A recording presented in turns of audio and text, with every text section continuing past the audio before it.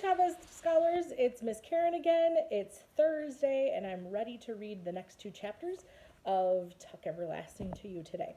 I hope you enjoyed the first ones, and we'll see what we find today. Yesterday, we were wondering why it would be such a disaster for people to know about that little spring. We'll see if we can figure that out today. Chapter 2. And so, at dawn, that day in the first week of August, Mae Tuck woke up and lay for a while beaming at the cobwebs in the ceiling. At last she said aloud, "The boys will be home tomorrow." Mae's husband, on his back beside her, did not stir. He was still asleep, and the melancholy creases that folded his daytime face were smoothed and slack. He snored gently, and for a moment the corners of his mouth turned upward in a smile. Tuck almost never smiled, except in his sleep. Mae sat up in bed and looked at him tolerantly. "The boys will be home tomorrow," she said again, a little more loudly. Tuck twitched and the smile vanished. He opened his eyes. "Why'd you have to wake me up?" he sighed. "I was having that dream again. The good one where we're all in heaven and never heard of Tree Gap." Mae sat there frowning, a great potato of a woman with a round, sensible face and calm brown eyes. "It's no use having that dream," she said. "Nothing's going to change." "You tell me that every day," said Tuck, turning away from her onto his side. "Anyways, I can't help what I dream." Looks like the cat wants to join us. "Maybe not," said Mae, "but all the same, you should have got used to things by now." Tuck groaned. "I'm going back to sleep," he said. "Not me," said Mae. "I'm going to take the horse and go to the wood to meet them." "Meet who?" "The boys, Tuck, our sons. I'm going to ride down to meet them." "Better not do that," said Tuck. "I know," said Mae, "but I just can't wait to see them. Anyways, it's 10 years since I went to Tree Gap. No one'll remember me. I'll ride in at sunset just to the wood. I won't go into the village, but even if someone did see me, they won't remember. They never did before, now did they?" "Suit yourself then," said Tuck into his pillow. "I'm going back to sleep." Mae Tuck climbed out of bed and began to dress 3 petticoats, a rusty brown skirt with one enormous pocket, an old cotton jacket, and a knitted shawl, which she pinned across her chest with a tarnished metal brooch. The sounds of her dressing were so familiar to Tuck that he could say, without opening his eyes, "You don't need that shawl in the middle of summer." Mae ignored his observation. Instead, she said, "Will you be all right? We won't get back till late tomorrow." Tuck rolled over and made a rueful face at her. "What in the world could possibly happen to me?" "That's so," said Mae. "I keep forgetting." "I don't," said Tuck. "Have a nice time." And in a moment, he was asleep again.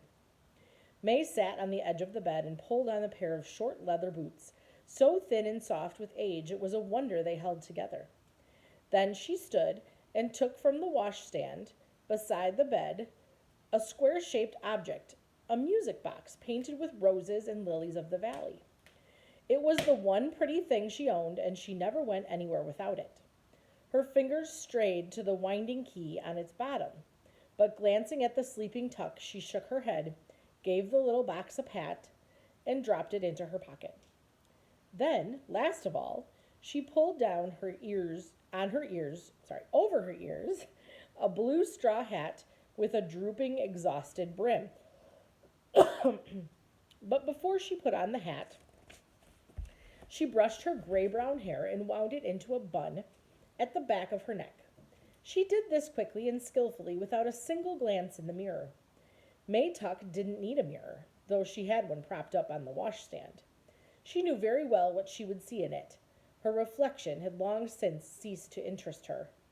For Mae Tuck and her husband, and Miles and Jessie too, had all looked exactly the same for 87 years. Wow. Chapter 3. At noon of that same day, in the first week of August, Winnie Foster sat on the bristly grass just inside the fence and said to the large toad who was squatting a few yards away across the road, "I will, though. You'll see. Maybe even first thing tomorrow, while everyone's still asleep."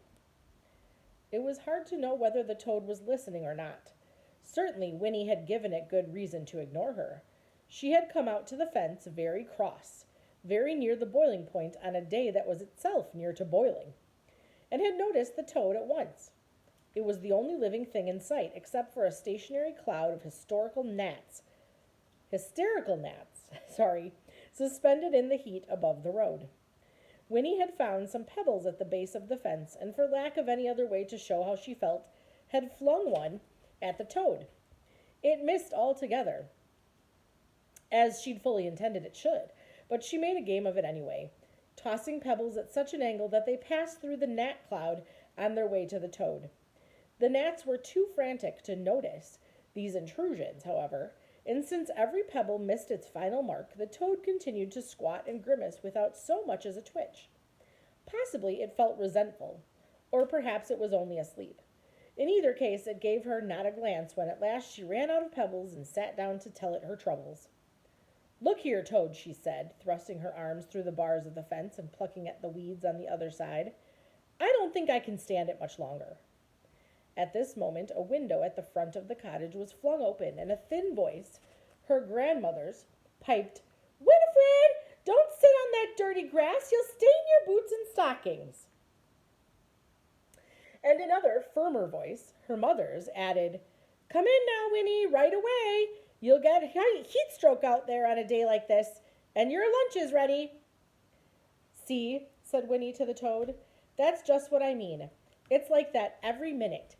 If I had a sister or a brother, there'd be someone else for them to watch. But as it is, there's only me. I'm tired of being looked at all the time. I want to be by myself for a change." She leaned her forehead against the bars and after a short silence went on in a thoughtful tone.